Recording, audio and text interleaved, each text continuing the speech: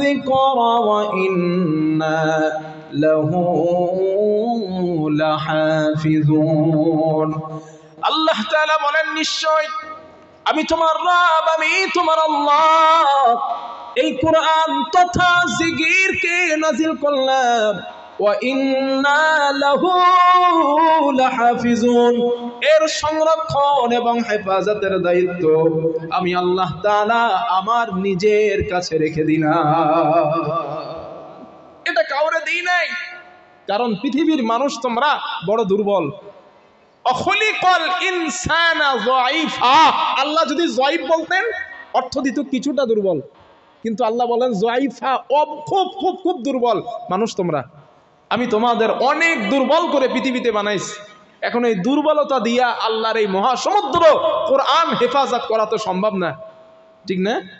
এই জন্য আল্লাহ বলেন ইন্না, এখানে তাকিদ লাগানো হয়েছে, নিশ্চয়ই আমি রব এটারে নাজিল করছি জিকির তথা কোরআন, এর সংরক্ষণ হেফাজতের দায়িত্ব আমি আল্লাহ তাআলা নিজের কুদরতি হাতে রাখছি। প্রশ্ন, হুজুর আল্লাহ হেফাজত করলেন কিভাবে? আগের কথা মনে আছে, দুইজন ছেলেরে কোরআনের হাফেজ বানাইছে মাদ্রাসা থেকে। এটা শক্তি দিলেন কে? আল্লাহ তাআলা। আল্লাহ পাক কোরআন হেফাজতের দায়িত্ব নিলেন। আজ গোটা পৃথিবীতে, ওয়ার্ল্ড পৃথিবীতে যদি কাগজের লিপিবদ্ধ কোরআনগুলা সমুদ্রে ফেলে দেওয়া হয়, আগুনে জ্বালিয়ে দেওয়া হয়, একটা কপি পৃথিবীতে থাকবে না। কোরআন, এই কোরআন আবার বানানো ঘন্টার পর ঘন্টার মধ্যে বানানো সম্ভব? পসিবল না ইম্পসিবল? জোরে বলেন পসিবল। কারণ কোরআনের হাফেজরা কোরআন পড়বে, আলেমরা শুধু লিখে দিবে। আহা, এই জন্য রব বলেছেন আমি এদেরকে দ্বারাই কোরআন সংরক্ষণ করব। যতদিন আমি চাইব ততদিন এই কোরআন সংরক্ষণ করব। বান্দা এভাবে করব না। শোনো, কোরআনের একটা জবর, একটা জের, একটা পেশ, একটা সেন্টেন্স, একটা বাক্য, একটা অক্ষর চেঞ্জ করার ক্ষমতা তোমাদের কারো হবে না। কারণ আমি বাকি মিললে এখানে বললাম আলহামদুলিল্লাহি রাব্বিল আলামিন আর রহমানির রহিম মালিক ইয়াউমিদ্দিনের জায়গায় আমি পড়ছি ইদ্দিন। আপনারা কি মানবেন?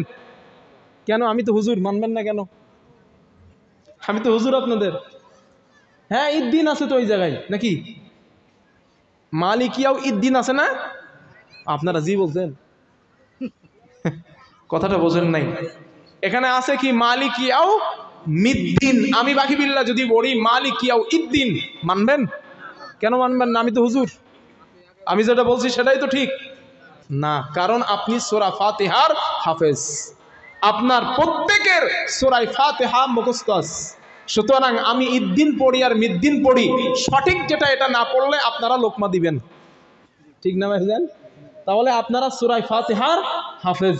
আল্লাহ তাআলা বলেন এটা শুধু তোমাকে নয়, পৃথিবীতে লক্ষ কোটি কোটি কোরআনের হাফেজ আমি আল্লাহ তৈরি করে দিয়েছি। ও মানুষ, তুমি একটা অক্ষর চেঞ্জ করতে চাইলে তুমি চেঞ্জ করতে পারবা না। এই ক্ষমতা ধর আল্লাহ তাআলা নিজের কুদরতি রাখছেন। আজ সেই ছেলেদের মাথায় আমরা পাগড়ি দিলাম। ভাই, দুঃখের সাথে কথাটা বলছি, কিছু মনে নিয়েন না। অধিকাংশ মাহফিলে যুবক ভাই বসে আছেন, আমার যুবক বন্ধু। আজ আমরা এই কেতাবটারে শুধু বানাইছি খতম পড়ার জন্য। কেতাবটারে বানিয়েছি, বাবা মা মরে গেছে, একটু খতম টতম দিয়া জান্নাতে পাঠাই দিমু, পানিতে ফু দিয়া ভুট্টু তাটছে ভুট্টু তাড়াইয়া দিমু, এইগুলার জন্য কোরআনটারে ব্যবহার করছি। খুব একটা ভুল বলে ফেলছি মনে হয় না?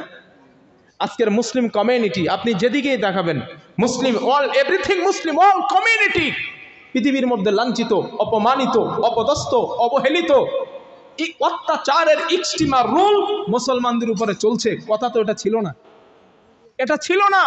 অর্ধেকটা পৃথিবীর বাদশাহিত্য করেছে এই মুসলিমরাই, যাদের পেটে খাবার ছিল না, যাদের হাতে ভালো শক্তি ছিল না, পাওয়ার ছিল না, কিচ্ছু ছিল না, তারাই একদিন পৃথিবীকে, অর্ধেক পৃথিবী শাসন করেছে, রাজত্ব করেছে তাদের আখলাক, তাদের চরিত্রের মাধ্যমেই।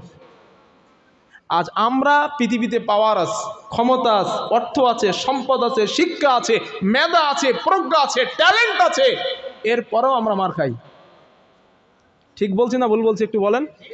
এরপরেও মার খাই। কারণ কোরআনটা আল্লাহ দিয়েছেন হুদাল্লিল মুত্তাকিন।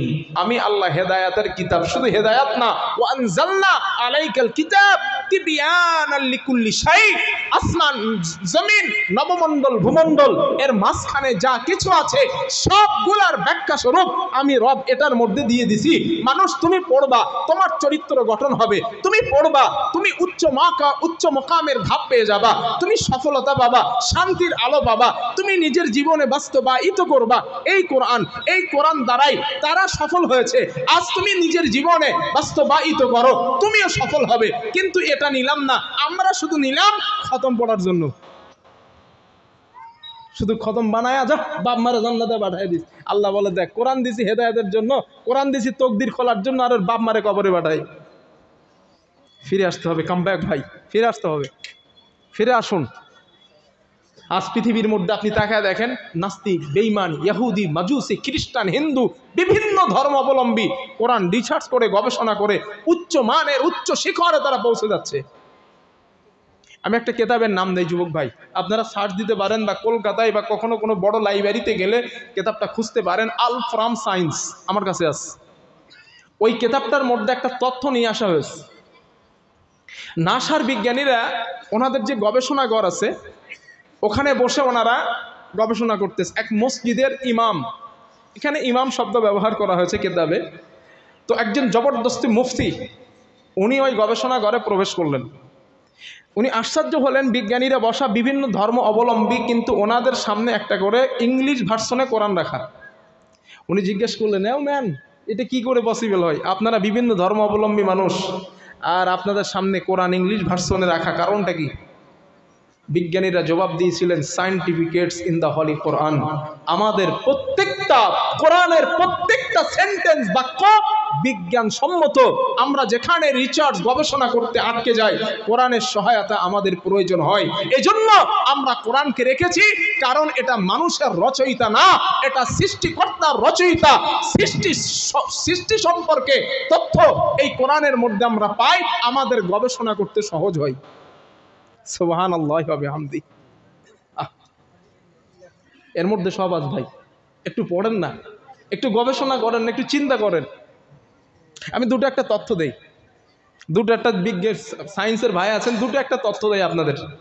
আপনারা স্যার আইজ্যাক নিউটনের নাম শুনছেন তো না? ইনশাল্লাহ স্যার আইজ্যাক নিউটন আপনারা শুনছেন তো? পিছনের বাইরে একটু জবাব দেন না, ঘুমিয়ে গেছেন? স্যার আইজ্যাক নিউটন আপনারা জানেন 1665 খ্রিস্টাব্দে মধ্যাকর্ষণ শক্তি উনি আবিষ্কার করছিলেন। এই স্যার আইজ্যাক নিউটনের মধ্যাকর্ষণ শক্তি আবিষ্কারের যেই মানুষটা মুহাম্মদ সাল্লাল্লাহু আলাইহি ওয়াসাল্লাম, ছাত্র আকারে কোনো ভার্সিটিতে লেখাপড়া করেন নাই, গবেষণা করেন নাই, রিসার্চ করেন নাই, ওই ব্যক্তিটা মধ্যাকর্ষণ শক্তির কথা বলছিলেন 1400 বছর আগে। এই কোরআনে আছে। আল্লাহ তাআলা বলেন, ইন্নাল্লাহা ইউমসিকুস সামাওয়াতি ওয়াল আরদা আন তাযুলা। আল্লাহ তাআলা বলেন, বান্দারে, নবমণ্ডল ভূমণ্ডল, চন্দ্র সূর্য নক্ষত্র রাজি একটা থেকে আর একটা যেন ছিটকে পড়ে না যায়, একটা থেকে আর একটা যেন আলাদা হয়ে না যায়, এই জন্য আমি তোমার রব মধ্যাকর্ষণ শক্তির মাধ্যমে আটকে রেখেছি। কোরআনে আছে মধ্যাকর্ষণ শক্তি। মাত্র স্যার আইজ্যাক নিউটন 1665 খ্রিস্টাব্দে আবিষ্কার করলেন। আর এনার জন্মের অন্তত 1000 বছর আগে মুহাম্মদ সাল্লাল্লাহু আলাইহি ওয়াসাল্লাম মধ্যাকর্ষণ শক্তির কথা পৃথিবীর মানুষকে জানায় দিয়েছেন যে আছে এটার মধ্যে মধ্যাকর্ষণ। আমি নেটের মধ্যে আস্তে আস্তে দেখলাম আলিপুরের আবহাওয়া দপ্তর বিজ্ঞানীদের পক্ষ থেকে আপডেট দেওয়া হয়েছে, অমুক দিন আগামী বুধবার থেকে দক্ষিণবঙ্গে বৃষ্টি হতে পারে, ভারী বৃষ্টি। এখন প্রশ্ন, হুজুর ওনারা বুঝলো কেমনে? ঠিক তো, এটাও কোরআনে আছে। আবহাওয়াবিদ যারা গবেষণা করেন, রিসার্চ করেন, অমুক দিন অমুক জায়গায় বৃষ্টি হতে পারে, সাগরে নিম্নচাপ দেখা দিয়েছে, ওখান থেকে প্রচন্ড বৃষ্টি নাজিল হতে পারে, বৃষ্টি হতে পারে, ভারী ধরনের ঝড় হতে পারে। আল্লাহ তাআলা বলেন, ওরা কই পাইছে জানো? الذي أرسل الرياح فتثير سحابا فسقناه إلى بلد ميت فأحيينا به الأرض بعد موتها